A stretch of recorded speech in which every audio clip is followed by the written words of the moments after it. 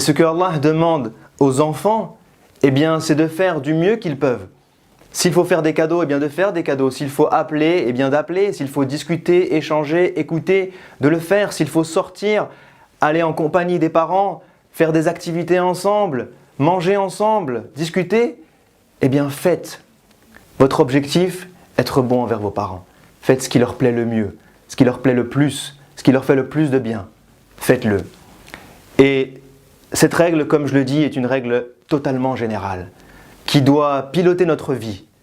À chaque fois que j'ai l'occasion de faire un bien pour mes parents, de me préoccuper d'eux, eh bien je dois le faire. Mais ce verset ne s'arrête pas là. Et c'est là toute la grandeur de ce verset. Parce que, comme je le dis, cette règle est en vérité générale. Ça veut dire que, quel que soit votre âge, quel que soit l'âge de vos parents, quelle que soit la situation, eh bien cette règle d'être bon envers les parents s'applique. Mais Allah veut nous expliquer jusqu'où va cette bonté. Quelle est la limite de cette bonté?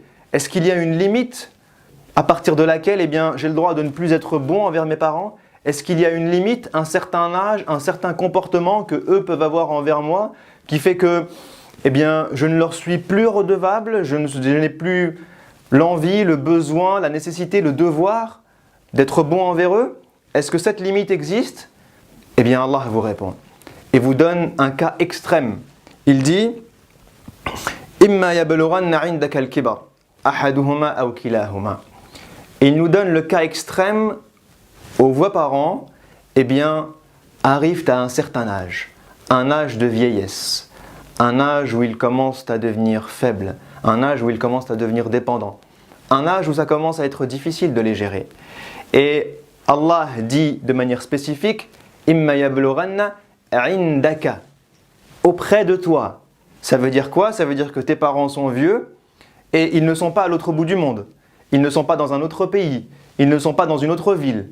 Ils sont proches de toi géographiquement.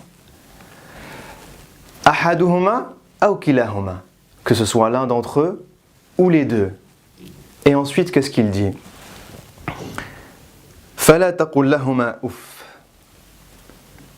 Dieu nous dit, ne leur dites pas ouf. Qu'est-ce que ça veut dire ouf? Les savants nous expliquent que cette ouf est une parole de mécontentement, une parole d'insatisfaction, une parole de j'en ai marre, une parole de entre guillemets c'est bon, ça me prend la tête, vous me demandez toujours ça, etc., etc. Parce que Dieu sait que vos parents vont arriver à un âge où ils vont être difficiles à gérer.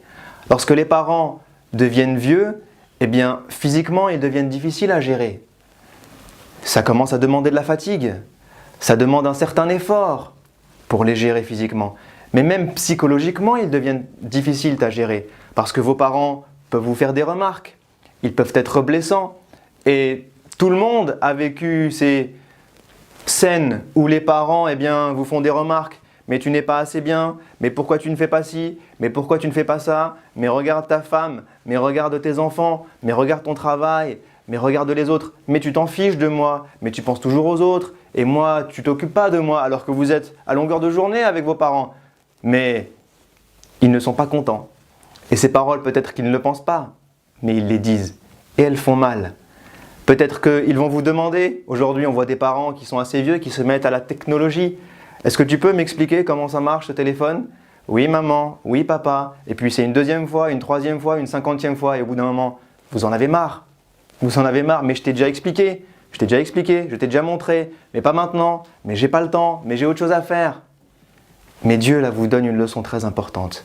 Il vous dit la plus petite des paroles qui peut faire du mal à vos parents. Ne serait-ce que ça peut leur faire mal au cœur. Parce que ça peut leur montrer qu'ils sont un poids pour vous. Ça peut leur montrer que vous en avez marre d'eux.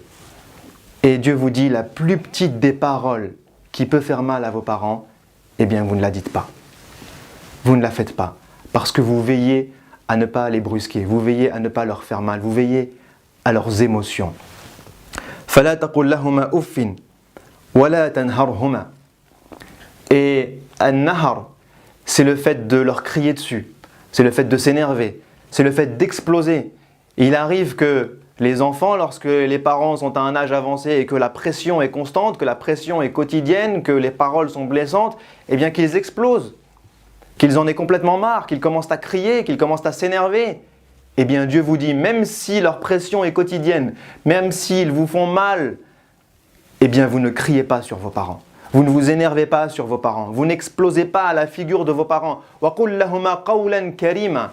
Et continue à chaque instant de ta vie de leur dire des mots qui soient tendres, qui soient gentils et qui soient respectueux.